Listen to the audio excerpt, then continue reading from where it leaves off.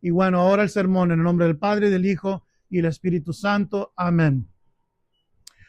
Entonces nos encontramos en la fiesta del Señor San José, pero con la epístola y el evangelio del tercer domingo de la Pascua. Y en la epístola del tercer domingo nos dice San Pablo que nos apartemos de los deseos carnales que están en guerra contra el alma. Nos dice, perdón, no San Pablo, es San Pedro. San Pedro también nos dice que también tenemos que someternos a las instituciones humanas porque así lo quiere Dios. En otras palabras, la autoridad legítima sobre el pueblo viene de Dios y por eso lo debemos obedecer. El poder del Estado es otorgado por Dios mismo al Estado. Igualmente la autoridad y poder otorgada a la iglesia es también otorgada por Dios mismo. Entonces, bajo las circunstancias razonables, debemos de obedecer al Estado y a la iglesia. Esto es lo que nos enseña San Pedro en la epístola. Sin embargo, el Estado pierde la autoridad, la fuerza de la autoridad legítima cuando impone leyes que no son razonables y son contrarias al bien. Por ejemplo, cuando en México el gobierno federal hizo la misa contra la ley, eso no es una ley para el bien común, eso no es para el bien común y ni mucho menos razonable. Esos tipos de leyes, entonces, no se tienen que obedecer. Y por eso pagaron el precio tan alto los mártires de los cristeros. Ahora, sin duda jamás podemos apoyar y obedecer algo que sea irrazonable y contrario al bien común. Esto quiere decir que nunca podríamos apoyar el aborto, el adulterio, la fornicación, la sodomía, la eutanasia, el liberalismo, el feminismo, el comunismo y toda otra cosa que se imponga al pueblo por medio del Estado. No más porque el Estado aprueba cosas semejantes, no quiere decir que es para el bien común, que es razonable y que lo tenemos que obedecer. No, al contrario. Tampoco se puede aceptar la maldita inyección. Y ya saben a qué me refiero, porque eso es irrazonable y contrario al bien común. Les he dado varios ejemplos para que entiendan lo que quiero dar a entender. Entonces, en virtud de nuestras conciencias católicas, no podemos obedecer estas imposiciones porque son contrarias a la razón y a nuestra santa religión. Igual iglesia, y ojo, no tiene la autoridad para cambiar la doctrina de la iglesia católica, porque la doctrina no puede evolucionar. Esta idea está condenada por la iglesia. Es protestante, es Martín Lutero, de decir que la doctrina no cambia porque Dios es fijo, es inmutable. Entonces, como la doctrina fue revelada por Dios y Dios no cambia porque es inmutable y es perfecto, tampoco puede cambiar la doctrina. ¿Y de qué hablo para que me entiendan? En ningún siglo, desde la existencia de este mundo, desde la creación de Adán, de Caín y Abel, como se diga, desde ese entonces a estos tiempos, jamás es aceptable, es correcto quitar la vida. Acuérdense que la sangre de Caín llamó al cielo por venganza, aclamó a Dios. Entonces, aunque cambien los tiempos y los modos y las costumbres y que esto y que el otro, hay ciertas cosas como la doctrina que es inmutable, nunca jamás va a cambiar. ¿Verdad? Jamás va a cambiar que somos humanos. En otros 1000 años no nos vamos a convertir en changos. No nos vamos a convertir en gatos, perros, un pedazo de pan. No. Eso nunca va a cambiar. Hay ciertas cosas inmutables. Punto. Diga lo que diga la filosofía modernista. Bueno, creer que la doctrina evoluciona es suscribir a la herejía modernista. Así de simple. Entonces ahora quiere León XIV, con todo respeto, no para que se me ofendan, pero quiere León XIV corregir la bendición de los homosexuales que promovió Francisco en su carta esa de Fiducia Supplicans, que causó tanto escándalo en la iglesia modernista. León quiere repetir la enseñanza de la iglesia sobre este tema y son puras contradicciones de parte de la iglesia modernista. Entonces un papa dice que se pueden bendecir las parejas que están en ese tipo de lo que sea, porque no sé bastante español.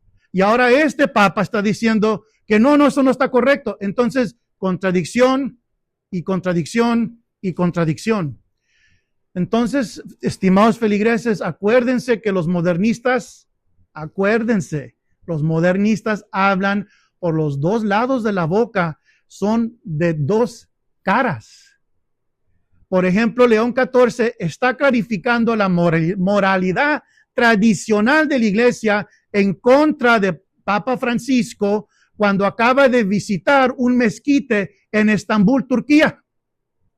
Entonces, acuérdense que Francisco promovió la bendición de las parejas homosexuales con ese documento, Fiducia Supplicans. Y ahora, ¿cómo puede León XIV defender la enseñanza moral y luego voltearse a quitarse los zapatos para demostrar reverencia y respeto en un mezquite de una religión falsa?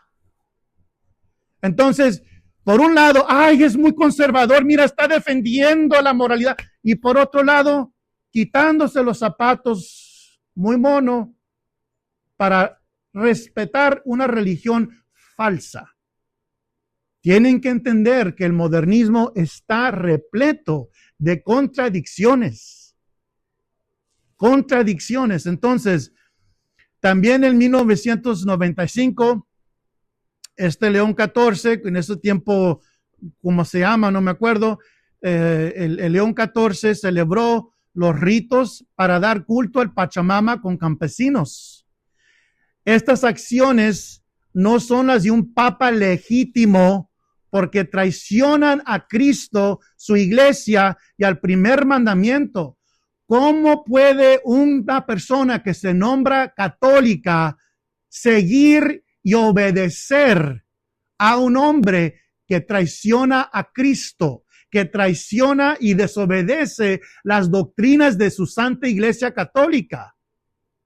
Y decir, no, pues, es que soy obediente al Papa. Tenemos que ser obedientes. ¿Obedientes a qué? A ladrones traidores. Bueno, todo en nombre del falso. Todo esto lo hacen en el nombre del falso comunismo del Segundo Concilio del Vaticano. Y ojo, que siempre, fíjense, ¿en qué acaba el comunismo del Segundo Concilio? Mayor parte del tiempo termina en idolatría, en blasfemia. ¿A qué me refiero? Vean Juan Pablo II, que tanto lo quería tanta gente, rezando con judíos en Assisi, con musulmanes, con budistas.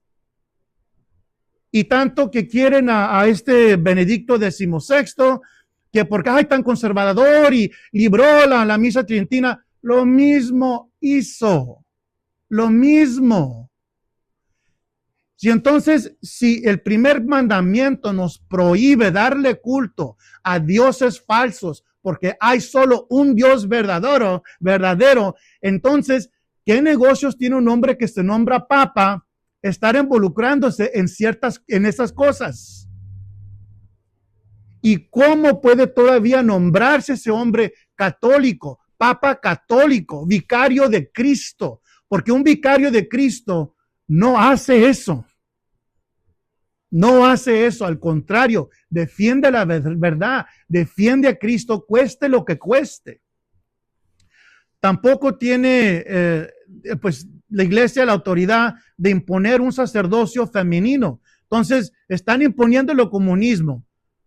Ahora también están imponiendo un sacerdocio femenino, lo han considerado, lo han tratado, han vacilado con esa idea, pero no tiene la autoridad la iglesia modernista para hacerlo.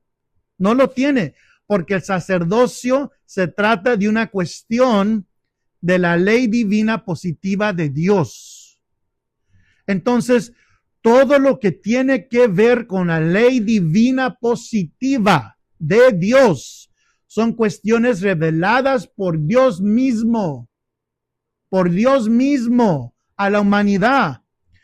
Unos ejemplos de asuntos que corresponden a la ley divina positiva de Dios son, por ejemplo, los 10 mandamientos, las Sagradas Escrituras. Estos son asuntos infalibles, sin error.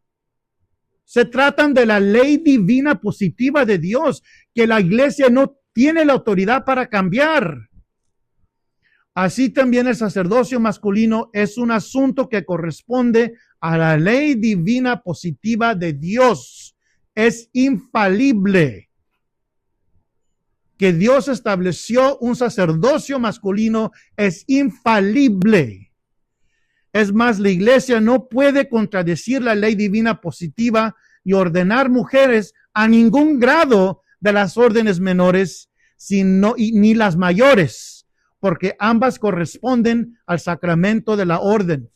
El portero, el lector, el exorcista y el acólito, las órdenes menores, las órdenes mayores, subdiácono, diácono y sacerdote. La iglesia no tiene la autoridad para ordenar a ninguna mujer a ninguna de esas 7 órdenes, aunque sean menores o mayores. La iglesia no tiene esa autoridad.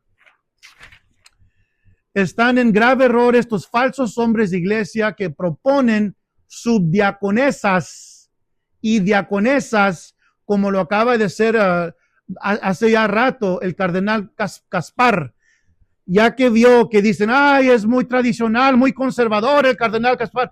Es que, estimados feligreses, nos dejamos llevar porque un cardenal hace algo más o menos tradicional, dice una palabra más o menos conservadora, ¡ay, es tradicional! No es así. No es así.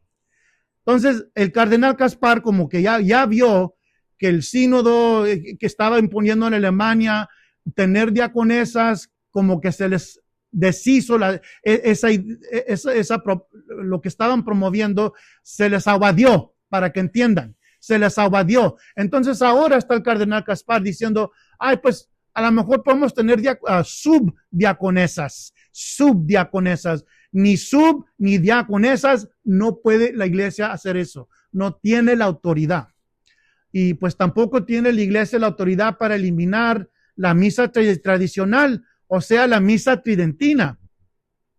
Cuando fue oficialmente promulgada la misa tradicional en la bula Quo Primum, el Papa San Pío V dijo que esta misa sería aprobada en perpetuidad. Acuérdense, ya les he dicho yo esto.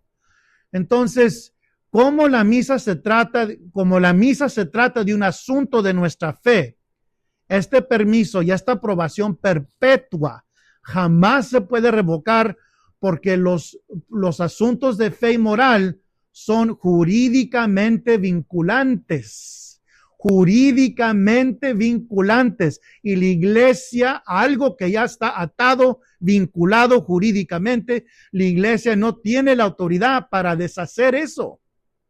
Entonces jamás se puede negar o eliminar por ningún hombre de iglesia, porque no tienen esa autoridad y porque presentaría al seno de la iglesia, ojo, una contradicción. Los papas no se pueden estar contradiciendo. Si algo es promulgado como doctrina, no puede venir otro papa y contradecirlo.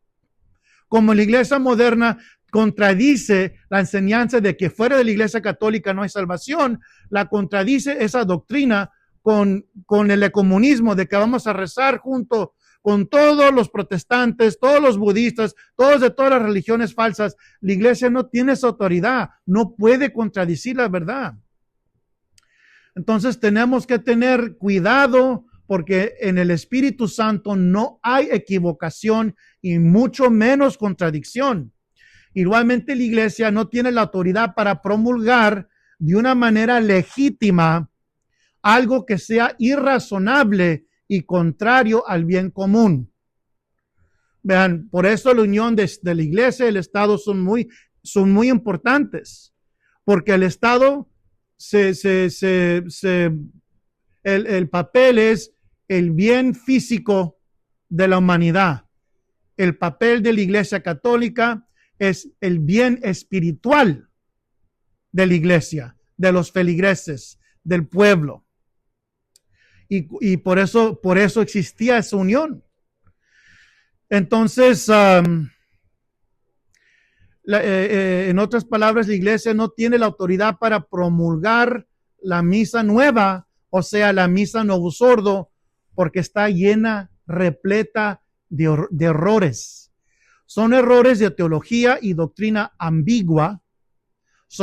La teología y la doctrina que contiene la misa moderna es ambigua y contradictoria con elementos protestantes y judíos. El ofertorio es 100% judío. Bendito eres, Señor, por tu, quién sabe qué, de la obra de fruto de las manos, obra del quién sabe qué. Eso es judío, entiendan, eso es judío. Y bueno, total que las palabras que la iglesia impuso desde los tiempos apostólicos para consagrar el pan y el vino fueron eliminadas. La fórmula tradicional para consagrar el pan y el vino fueron reemplazadas por las palabras de los evangelios, que solo son una narración que nos cuenta lo que sucedió en la última cena. Y por eso la iglesia condenó usar los textos de los evangelios para consagrar el pan y el vino en la Santa Misa. Entonces, ¿por qué lo hizo la iglesia? Porque la iglesia, los apóstoles, escucharon a nuestro Señor decir palabra por palabra las palabras de la fórmula de la consagración de esta misa. Por eso la iglesia nunca usó las palabras de los evangelios, porque los evangelios son para decir la historia de cómo se desarrollaron los acontecimientos en la noche de la última cena. Los evangelios no son misa. Los evangelios son la palabra de Dios que nos dicen qué sucedió en esa noche. Y total, que los apóstoles escucharon a nuestro Señor decir una palabra que no se traduce a ningún lenguaje, solo existe en latín en esta misa. Y es la palabra enim, E-N-I-M. Enim quiere decir en verdad, en verdad. So, las palabras de la consagración en latín dicen, este es en verdad mi cuerpo. Y luego para el cáliz dice, este es en verdad el cáliz de mi sangre. En verdad. Y la iglesia, hasta en los misales que usan ustedes, la iglesia nunca traduce en verdad, no se lo pone. Porque las palabras de verdaderas de la consagración tienen que estar en latín y solo para la misa. Ustedes no, nadie más que el sacerdote debe de leer esas palabras exactas. Entonces, es más, para consagrar el vino dice, este es en verdad el cáliz de mi sangre del nuevo y eterno testamento.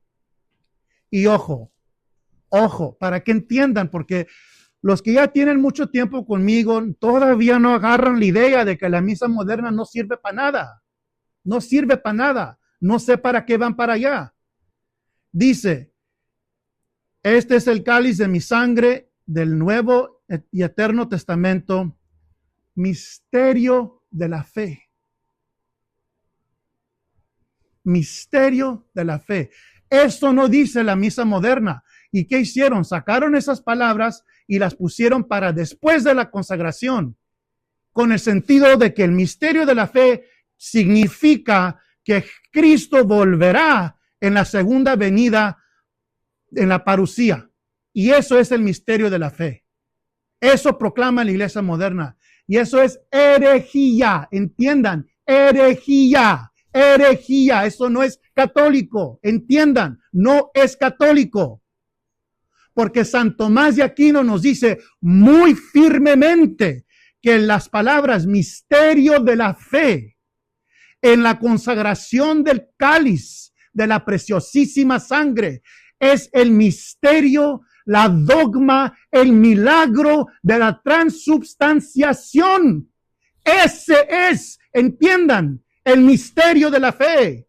No es que Cristo volverá. Eso no es el misterio de la fe en la consagración del vino. Entonces, si han quitado esas palabras, enim, mysterium fidei, y luego para culmen, qui probobis et promultis, que para vosotros y para muchos, y le atascan para vosotros y para todos. Y ustedes creen que están yendo a un culto válido. Yo ya les he expuesto como disco rayado lo que la iglesia siempre ha enseñado por 2000 años, desde los tiempos apostólicos, y no me hacen caso. Son duros de cabeza, duros. Más bien debería decir duras, específicamente, duras. La iglesia condenó esta idea de convertir la misa en una narración.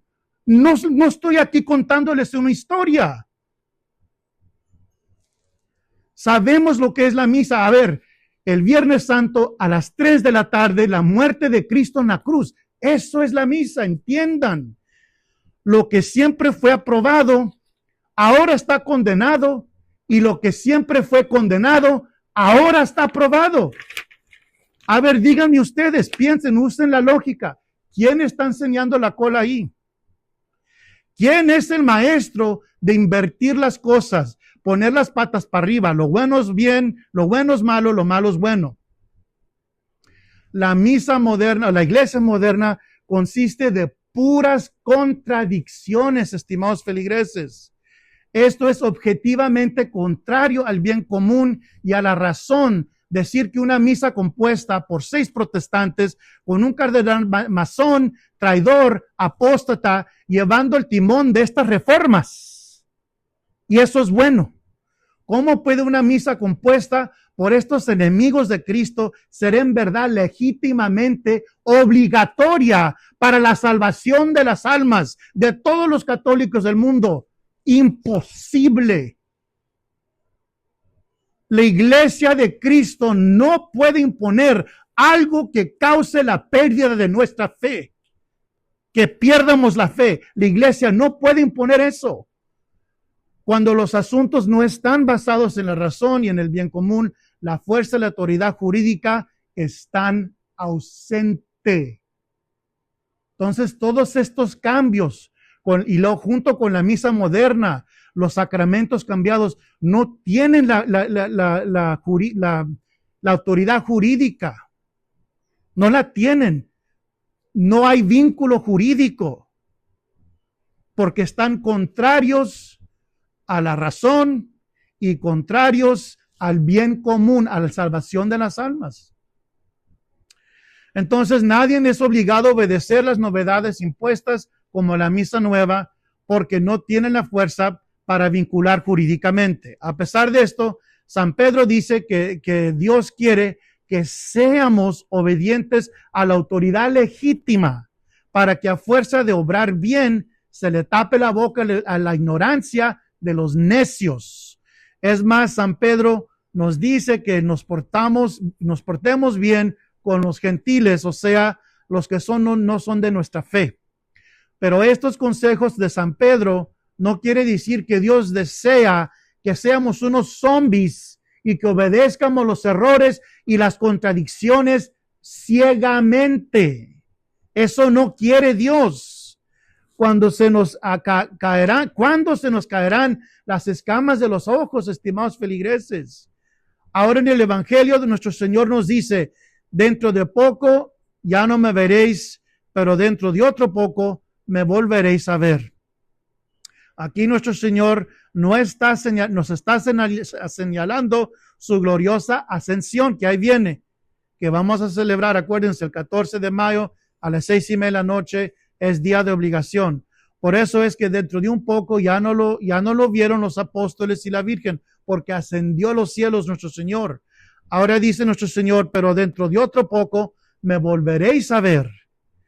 Esto quiere decir que volveremos a ver a nuestro Señor en su gloriosa y segunda venida, o sea, la parusía, su segunda venida. También nuestro Señor dice que vosotros lloraréis y os lamentaréis mientras el mundo esté alegre, vosotros estaréis tristes, pero vuestra tristeza se convertirá en alegría.